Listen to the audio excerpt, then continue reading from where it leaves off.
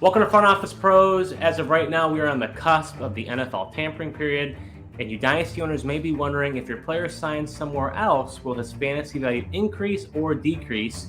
But with me is Dustin Ludke, and then a first-time guest on Front Office Pros, which is none other than Alex PeakedInHighSkool. Alex is well known in the fantasy football community with his monthly trade value charts, and he recently has joined the team at Draft Sharks. Alex, congrats, and welcome to the show. Yeah, I'm excited. I'm excited to hop on here. Dustin, he's like, man, you gotta join these guys and hang out with them. So I'm excited to spend some time with you guys today.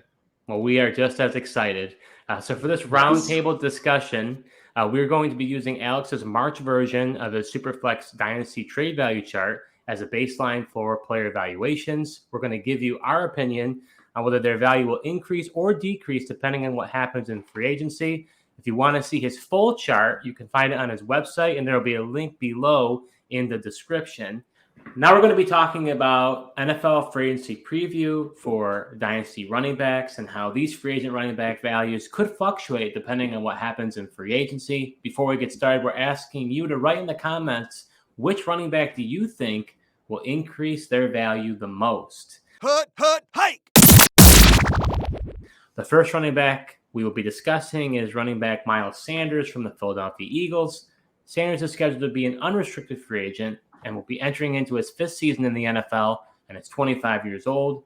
On Alex's Superflex Dynasty trade chart, Miles Sanders has a value of 35 points, which is ahead of A.J. Dillon, Alvin Kamara, and David Montgomery, but behind Aaron Jones, Rachaad White, and Cam Akers. Dustin, I know you're a big fan of Miles Sanders. Depending on what happens to Miles Sanders, do you envision his value to increase or decrease? Miles Sanders fan, but unfortunately, I think his value decreases. He is the best running back, in my opinion. I think most people's opinions on the free agency market after Saquon Barkley and Tony Pollard and Josh Jacobs got tagged. The problem is there's not a whole lot of options out there for him to be a starter and a bell cow like he was in Philadelphia. Honestly, Philadelphia is probably best spot for him. They have Kenneth Gainwell, so I'm not sure that they bring him back or use him the same way. The only other real best spot for him would be Miami, where he could be a bell cow. I'm not sure that happens. If it does, I would love it. But I think overall, the lack of opportunities and the lack of spots, I think, takes him down in value. Yeah, I couldn't agree more with Dustin. I am not a big Miles Sanders fan. I think he is fine, which probably made Dustin hate me. But I agree that I don't think there's really any spots where he can be a bell cow. And I don't really think he is a bell cow kind of back anymore. I don't think there are many of those in the league. I think Miami would be very interesting. I don't think his value would go up necessarily there. The perception, once again, we've talked about that in a previous video. The market perception might be really high on him. But I just don't think there's anywhere he's getting 75% of touches and a huge target share, because that's just not really who he is. He's not like a complete difference maker where you have to do that. Pair him with Mostert, who they might bring back, or Jeff Wilson. I still think he has value, but I anticipate his value will go down almost anywhere he goes. If he stays with the Eagles, maybe he stays about that value of, around a late first feels like a lot for him. There's a lot of rookies I would probably rather have in the late first, to be honest. So, I mean, I expect his value right now is pretty high. And he might be a guy that I would even be looking to potentially try and move if you can find someone who is willing to buy in at his opportunity to be a bell cow, maybe before the draft. So to me, Miles Sanders is a very interesting evaluation. So it's if you look at his rushing numbers and his receiving numbers, they basically like go backwards. So this season, he had career highs in rushing yards and rushing touchdowns, but he had career lows in receptions and receiving yards. And before I took a deep dive, my thinking was, I think Miles Sanders' value could increase because Jalen Hurts is getting so many designed runs. So if he goes somewhere else, then wouldn't that be better for him? But if you look, the Eagles' offensive line was ranked number 1 by Pro Football Focus. And Miles Sanders led the league in yards before contact at 618 yards. So that checks out. So if he goes to an offensive line that isn't as good, you're going to see that yards before contact drop. And then on a per game basis, he averaged 15th in snaps at 38 per game, which is pretty good considering he, sometimes you had Boston Scott, you had Kenneth Gainwell sometimes in the mix, and he was given the 8th most rushing attempts at 259 attempts. So to me, as far as his rushing output is concerned, like, I don't really know how much better he can get. The only way he could get better is if he truly becomes a workhorse type of running back, that the running levels maybe dip a little bit, but those receiving numbers go back to where his rookie year was, which was around 63 targets and 50 receptions, where he had 26 targets and 20 receptions. So there's a lot that has to go right for Miles Sanders. And to me, unless it's like a place, I don't know, like a Miami that's a completely void at running back, I don't see it happening. But I do think, though, because he's still younger at 25 and he's a bigger name, depending on where he goes, I could see him jumping the likes of Aaron Jones and Cam Akers. Aaron Jones is getting older. He may have 1 or 2 years left. And Cam Akers has been a yo-yo. I mean, he was like literally on the verge of like being nowhere. And then all of a sudden he came back in the fold and started showing something. So I'm torn. I think at the end, his value will increase, but I'm with you guys. I'm skeptical to think that his production is actually going to increase. And I think the way Philly used him might be his best use case. Well, let's pretend. What if he goes to the Panthers? Where would you put him? That's another void spot. I mean, right? I think there will be some people in your league that will view him ahead of Aaron Jones and Cam Akers. I couldn't think of any other good spot. Chicago. No, that was a good one. That was a good one. Yeah. There's just nowhere interesting, right? There, like Miami, I think is the most like that'd be cool. I mean, to the Bills, that would be. They don't have any cap. They couldn't do that. But no. The Panthers are a great spot. Like I did an article on Frank Reich and just the way he uses running backs, like he would probably be a bell cow there on some level. And I think his usage would increase, go back to what he got rushing this year and maybe increase some receiving work. I think it's Carolina, Miami, but I think you're right. After that, it's kind of meh everywhere else that he's going to be splitting reps with somebody. Right. And we do have a decent class of rookies. Plus we have a few other good running backs in this free agency class. So whoever lands in those two spots, I think has a chance to increase value, but I'm not sure Miles Sanders is the one. There's also going to be a lot of perception and hate for him. He seems to be, he let me down in the playoffs, right? He was great last season. 2 years ago, no touchdowns. This year, 11. But when you needed him in the playoffs, he let you down. So people are going to be jaded by that. So they might just be out on Miles Sanders altogether. So the next running back we'll be discussing is running back David Montgomery from the Chicago Bears. Montgomery is scheduled to be an unrestricted free agent and will be entering into his 5th season in the NFL and is 25 years old. On Alex's Superflex Dynasty trade chart, David Montgomery has a value of 30 points, which is ahead of James Cook, Brian Robinson, and Isaiah Pacheco, but behind Miles Sanders, A.J. Dillon, and Alvin Kamara. Alex, based on what happens to David Montgomery in free agency, do you envision his value to increase or decrease? I don't think there's very many landing spots where I would be more excited about David Montgomery than if he just stayed with Chicago in that offense where he was the first crack at it. I love Khalil Herbert. I think everyone does, right? The dude's electric.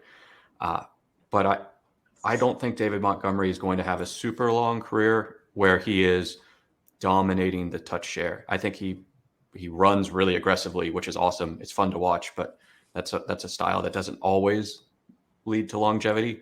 And I also just don't think that he is necessarily amazing compared to a lot of the other people in the game right now. I could see him probably just staying right where he is, or maybe like going.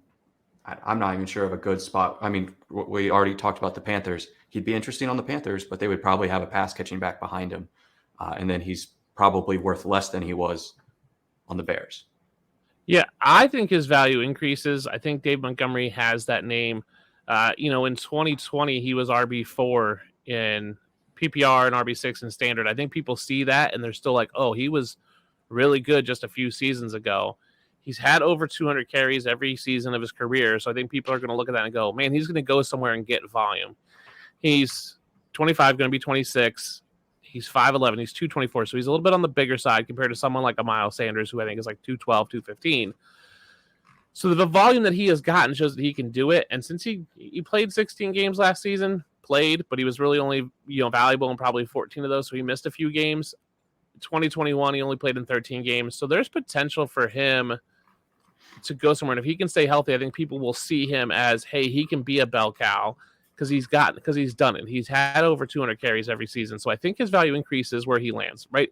Obviously, if he lands somewhere like the Chiefs, right, he's going to be probably behind Pacheco. If he lands on Arizona, he's going to be behind, James Conner. Right? If he goes to Panthers or Miami, we know that's just a good situation.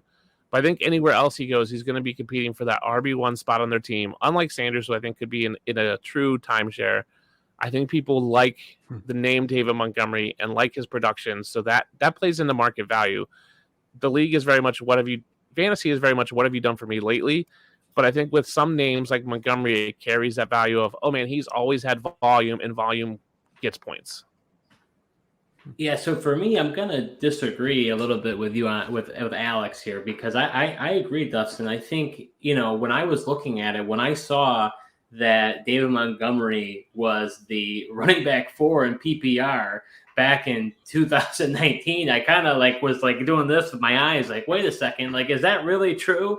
Because it is a what have you done for me lately? And as far as lately is concerned, he was a product of that Matt Nagy front office where they drafted him. So when they bring in Eberflus and Poles, this was not their guy. So they weren't going to dedicate a lot of carries to him, and it showed. He was 19th in total snaps, 22nd in total attempts, 27th in targets, and 26th in routes run. So the question to me is, he was already in a timeshare with Khalil Herbert. So the question is, could that increase depending on where he goes next? And I say yes. He's got, like you said, he's shown that he can have 200 attempts every year, and he's been able to get 2 times over 50 targets and over 40 receptions in 2 seasons. So to me, I actually like Montgomery better than Miles Sanders. And even if he goes to a place like Kansas City and reunites with his old coach in Matt Nagy, yes, Isaiah Pacheco was really good last season, but I could totally see Dave Montgomery coming in and Pacheco becoming an afterthought. So to me, I think that his value will increase. I'm a little more bullish on him than probably most. I think, the question will be, how much will his value increase? Does he go ahead of the guys like Sanders, Dillon, and Kamara? And I would say, in my opinion, I would. But I don't know if the model will follow that and if that will be the consensus. What do you think, Alex? Yeah, I think he's interesting because, in 2019, 2020, those were the seasons that he came on super late and won people championships, right? He was terrible to start the year and then just came on hard. And people remember that. People remember that he helped them win. So will market go up on him? I don't know. I'm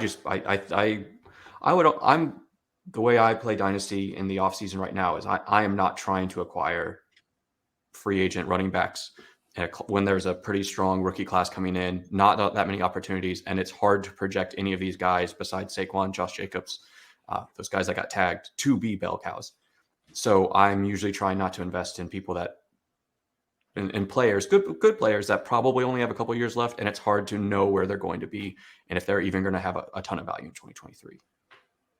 So the next running back we'll be discussing is running back Leonard Fournette from the Tampa Bay Buccaneers, otherwise known as Playoff Lenny. Fournette's scheduled to be a cap casualty, making him an unrestricted free agent, and he'll be entering into his 7th season in the NFL and is 28 years old.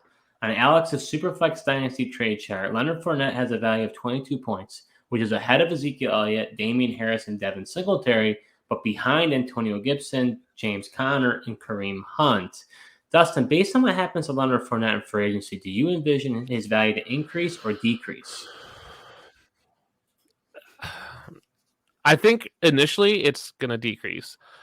He's 28. So dynasty-wise, I think he's got 2 years left. Behind, someone like Montgomery and Sanders could have 3, maybe 4. I think Leonard Fournette this year is a touchdown vulture for whatever team he's on. He's that goal line back, so you might see him on a team like a Seattle, where Kenneth Walker does 90% of the work, and then they bring Leonard Fournette in, and he just, it would be painful. But right, Leonard Fournette just comes in and gets those 2-yard touchdown runs, and he could have 10 touchdowns and 400 yards, and just be a vulture, and people are just frustrated with them. So I think it goes down initially, but I think as the season progresses, it'll slightly go up. But I'm going to say it's going to dip initially because I think he's going to sign as a backup or a complementary piece to another team. I don't see him being a bell cow at 28, but I do think he has potential. So if I'm going to rebuild, I might scoop him cheap and then try to sell him mid-season when he's vulturing touchdowns from somebody and see if I can't pawn him off and pick up some picks later on. So I think it's a decrease for now, but I do think there's going to be increase mid-season. I mean, I envision him and Zeke basically as the same player at this point where they were very good for a little while and they're on the wrong way. They're going the wrong side and they're going to probably vulture touchdowns on their team, just like Zeke did last year.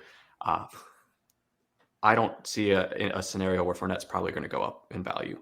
It's hard to imagine that he's going to be the 1A on any team or even the 1B on any team or any sort of one. He's probably going to be the 2 or a complementary piece, kind of like maybe Gordon or something. Melvin Gordon was kind of trending towards that type of trajectory. He didn't look super great last year. He's getting older. 28 is, I don't know, the new 40 at this point in running back years. So this is probably about it for Fournette. Yeah, for me, I've got to push my bias to the side here because I am a Leonard Fournette fan. I feel like I've targeted him over the past, few years. But he is a very interesting evaluation because, I mean, when I was thinking about the Bucs this year, I was like, wow, Rachaad White, I think he was used a lot. But Leonard Fournette was still 10th in total snaps. He still had the 4th most targets for running backs at 83 targets. And he was the 2nd in routes run. So all in all, those are really good usage numbers. Now, he was 25 in attempts at 189 attempts. So that wasn't that great. So the question will be, wherever he goes, will those type of numbers follow him? I think he's a product of being in a Tom Brady offense. We know Tom Brady loves to check it down to the running back. And as a result, that's why he's been as good as he has been since going to the Buccaneers. So his pass catching and targets, that's going to drop. I can't see – it's definitely going to regress. The question will be, will those rushing numbers come back up? Because it was a career low for him in rushing touchdowns and a pretty low one as far as rushing yards as well. So he's only been over 1,000 yards twice in his career for rushing. So – that's why I think at the end of the day, I like him better. If we're talking about in that field of running backs, I like him better than Connor and Hunt, but I don't know if people would agree with me on that. I might be different than the consensus.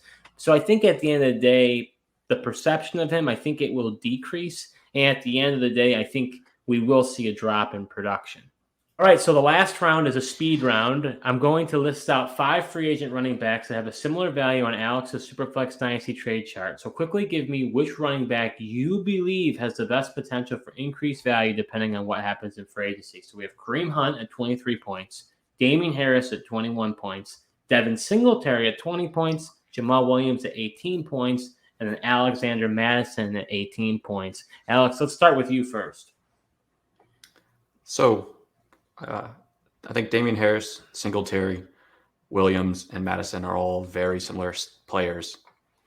And when in doubt, go with the pass catcher. So I guess Kareem Hunt. But man, he's not super interesting either. None of them am I overly optimistic with. I don't think Singletary is going to go anywhere and be really a difference maker at the position. I don't think any of these guys potentially have the ability to be a difference maker. I think Jamaal Williams probably had his career high in touchdowns. He's probably not going to be able to reproduce that. Yeah. I think Mattison maybe could go to like the Broncos and help fill that gap while Williams is getting healthy. A position like that would be interesting, and whichever one of these guys does that would probably be interesting. But I think Kareem Hunt at least has some potential to be a pass catcher, and I play in a lot of PPR leagues in Dynasty. So Kareem Hunt to Miami would be interesting. But also if he signs nowhere, I wouldn't be shocked.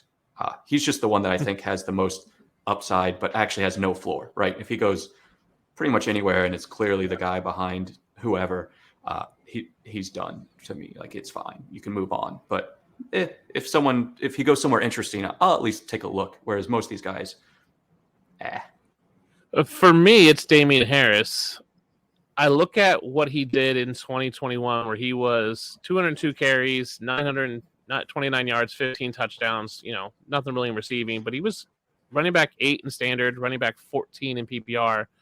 If not for the emergence of Ramondre Stevenson, he probably reproduces that this past year, and he probably gets tagged. Like, I don't think New England lets him go. He has shown that he can be a top, a running back 1 borderline for fantasy, where the other guys haven't done that recently or really ever. So he could go to a Denver. He could go to a Miami. Like, he might be the cheaper option for those guys compared to a Miles Sanders, David Montgomery, but still produce those levels. Like, we've seen it from him in just 2 years ago. We've seen him do really, really, really well with 15 touchdowns. That's amazing. I agree with you. Jamaal Williams probably can't reproduce his touchdown totals, right? It was the Lions got on the 1 or 2 yard limit. Jamaal Williams getting a touchdown. Everyone knew it. But I think Damien Harris could jump up a ton. I mean, Ramondre Stevenson is at 57 points. I think Damien Harris could jump in that Aaron Jones range at like 39 points. So significant jump. Even if he's below Miles Sanders at 34, that's a huge jump for him to jump 10 to 15 points. Yeah, so for me, a quick rundown here. I think there's consensus between the three of us. I think Jamaal Williams is certainly in for regression. I mean, he had a career year, an outstanding year. I just don't see him being able to repeat those numbers again. And Detroit is probably the best place for him because they love him. I mean, if you watch Hard Knocks, I mean, he's just an epitome of that team right now. So to me, he's off the list. Singletary, as a Bills fan, I think this is his. I don't think he's going to come back to the Bills, but to me, his best use case was what the Bills did with him. He's a 5'7" running back. He's not going to be able to be that all-purpose running back. He's shifty, but I don't see that value increasing. I'm going to disagree with you on Harris, Dustin, only because let me put it this. Actually, let me preface. If it's a standard league, then I could see some merit of what you're saying, but he hasn't shown that he can be a dual threat running back. And because he can't, he's not, that pass catching ability is not in his profile. So to me, I can't see him making that rise. So at the end of the day, then it's between Hunt and Mattison. We know that the downturn age for running backs is around 29, and he turns 28 in August. So if Hunt was a little bit younger, I'd probably be interested in Hunt, but I'm actually going to go Mattison. And to me, it's not the most flashy player, but to me, he's only 24 years old. He's shown the ability to be a dual threat running back. We've heard rumors that, Dalvin Cook could get traded. He could be a cap casualty. I could see Mattison coming back to the Vikings and doing well. Or, you mentioned a great landing spot as well, Alex. If he were to go to Denver to kind of help that backfield until, Javonte Williams gets healthy, to me, Mattison is the most, as far as a profile of running back goes, he's got the age factor, and I think he just hasn't, because he's been behind Dalvin Cook, he hasn't really gotten that opportunity. If given the opportunity, I think he could succeed, and we've seen him do that in a limited fashion. So to me, I think I'd go Mattison. I think at the end of the day, all of them sounded like it really depended on which one went to the most interesting spot that we thought had the most upside. They were almost all interchangeable, right? None of them are super far one way or the other. It's really is who goes where, that we could at least paint a narrative or lie to ourselves that they might be better than they are. And then that's the value increase. Well, I think you made a good point too, that in a typical dynasty league, it'd be very bold of you to just go ahead and anticipate that, Madison's going to go to a good spot, so I'm going to trade for him now in hopes that he will, and I'm going to maybe get him for a little bit less. To me, that depends on your risk tolerance, because you have that unknown, because you could be, buying him early and you could get him at a discount and you could be looking great, or he goes to a horrible landing spot and then you're holding the bag, being like, what did I just do? So that's that. I agree, especially with the running back position. It's a wait and see type of approach, and I need to see what happens, as we go through this tampering period in free agency and possibly even the draft, to really make a determination of what I'm willing to trade because we know the running back position is so volatile. So that does it for our NFL free agency preview for running backs. We just went over the most prominent free agent running backs available and how their fantasy value could change depending on what happens to them in free agency. If you enjoyed this content, we ask you to please like this video, comment below, and subscribe to our YouTube channel. We've also recently joined Apple and Spotify podcasts, so follow us there as well. Before we go, Alex, where can others find your great work? Yeah, you can find a lot of my content over at PeakedInHighSkool.com, and that's school with a K, the correct spelling, depending on your definition of correct. You can also find a lot of really cool work that I've been doing over at Draft Sharks. And make sure that when you listen to this on Apple Podcasts, leave a 5-star review. It's really important. They're pretty new over there, and that'll really help them out. And they did not pay me to say this. Just make sure you do it. No, we didn't, and we appreciate that, Alex. So thank you so much for watching, and until next time.